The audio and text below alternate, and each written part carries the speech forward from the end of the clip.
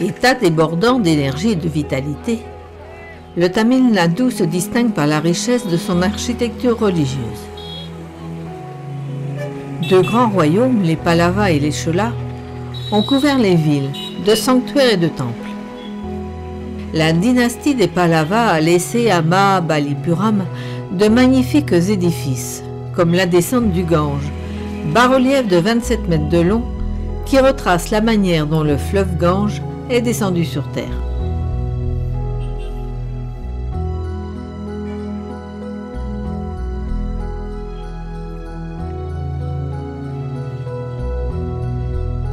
Tout autour, la colline est couverte de temples. L'astrologue y est présent. Il joue un rôle très important dans la société hindoue.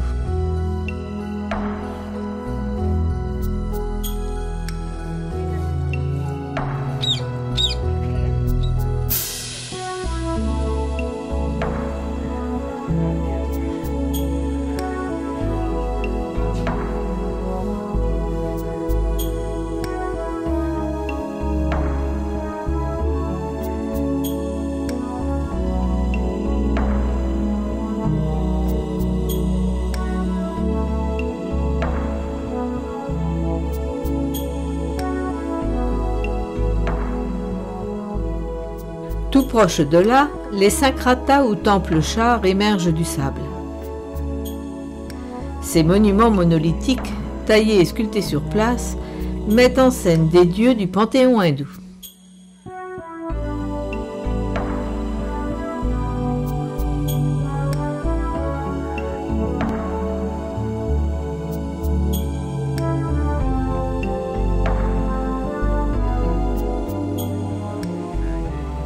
À quelques kilomètres, le temple du rivage consacré à Shiva est l'un des plus vieux d'Inde du Sud et le dernier à défier les vagues de l'océan.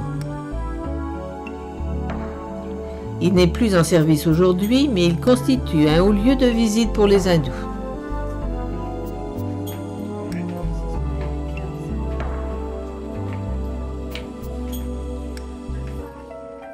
Les grands temples Chola, classés au patrimoine mondial, datent des XIe et XIIe siècles.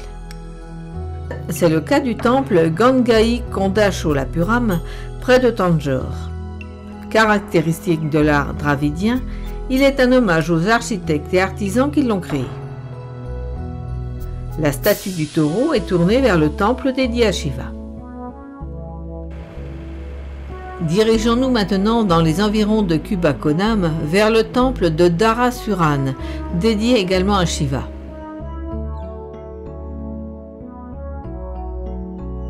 L'ensemble évoque un chariot et la façade du mandapa est richement sculptée.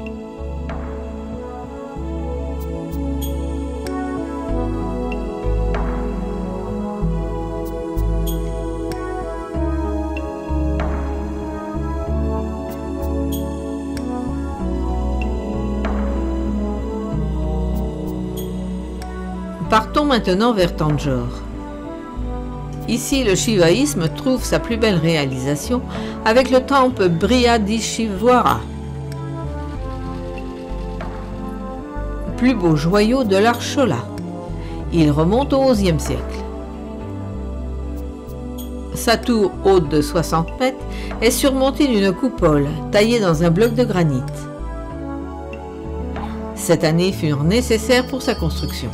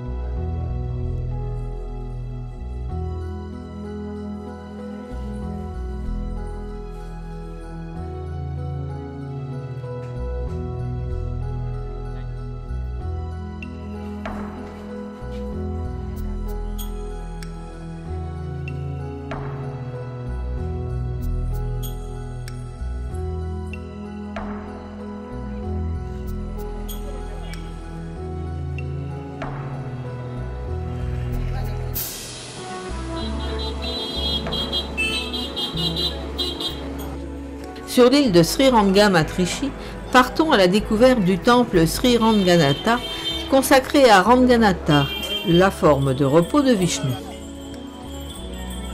Il fait partie des lieux saints les plus vénérés.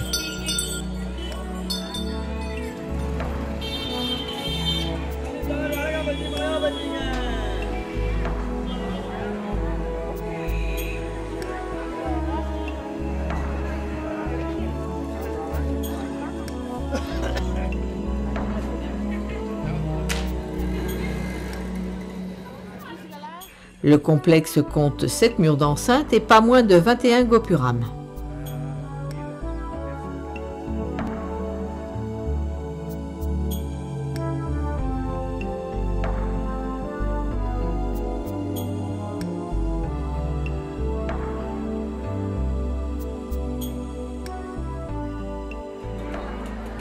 Une des attractions du temple est la salle des 1000 colonnes, où se réunissent beaucoup d'hindous.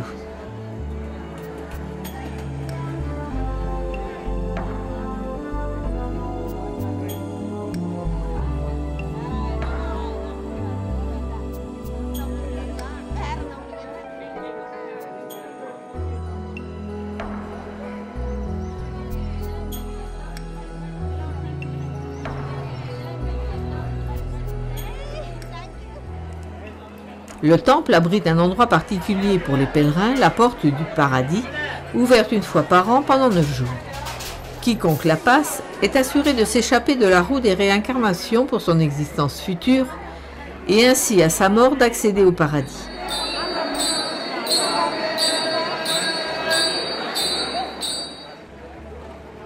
Srirangam est une île baignée par la rivière sacrée Kaveri.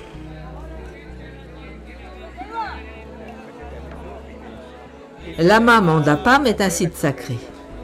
Ici, les gens viennent de toute la région se baigner pour se purifier et pour prier avec les brahmanes.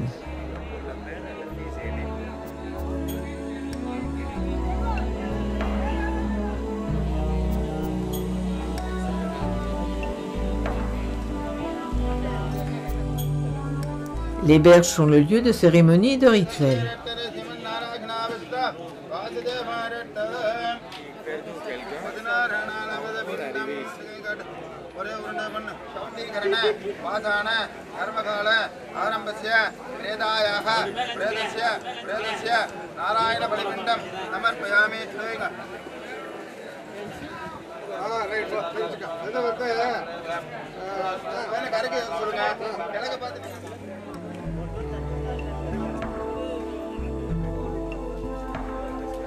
Ici sont généralement dispersées les cendres des morts après la crémation. C'est un endroit plein de ferveur.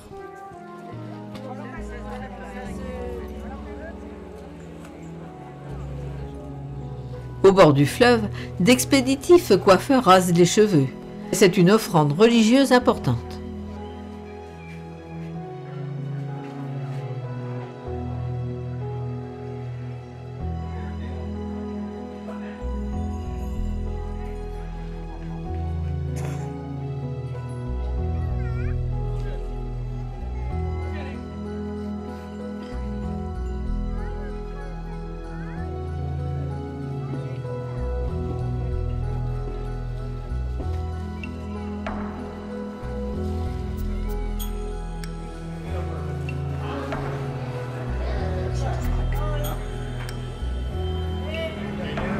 Partons maintenant en direction de Chettinad, région autrefois habitée par les Chettiars, commerçants qui se sont enrichis dans la banque et dans diverses activités lucratives. Ils ont fait construire des maisons luxueuses comme à Kanadukatan, mais n'y habitent plus depuis longtemps, ce qui donne à cette petite ville une ambiance de ville déserte.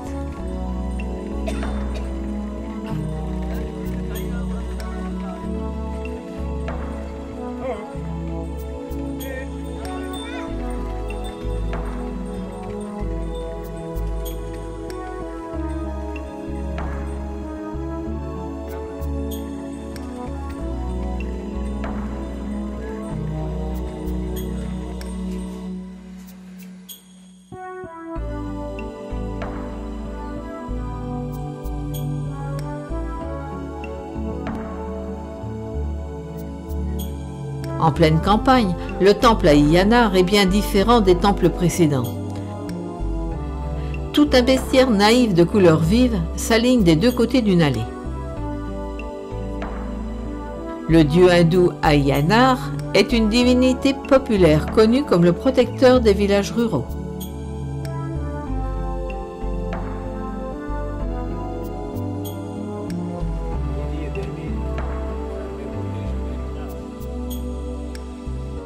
À 10 km de Kanha du Katan, l'éléphant nous accueille au fort de Tirumayam.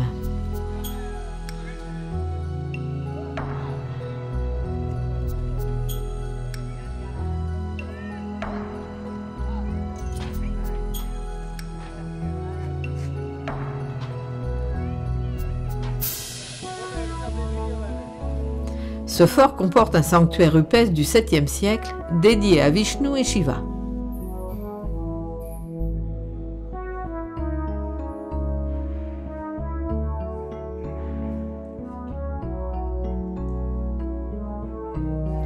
En arrivant à Madurai, bastion de la culture tamoule, l'effervescence est à son comble autour du temple de Minaski. Madurai serait une goutte de nectar tombée des cheveux de Shiva. L'ancienne salle d'audience du roi a été reconvertie en véritable atelier de couture.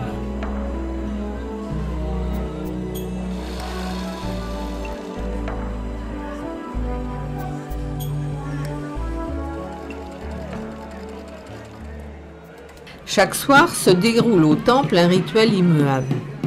La statue de Shiva est transportée jusqu'au sanctuaire. Il y retrouve celle de son épouse Parvati. Les deux divinités passent la nuit ensemble. Ces épousailles quotidiennes permettraient de revitaliser chaque jour l'énergie de l'univers tout entier.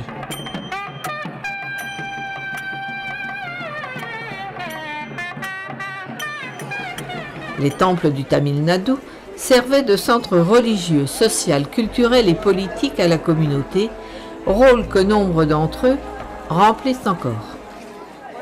Ils étaient et demeurent encore la pierre fondatrice de la société tamoule.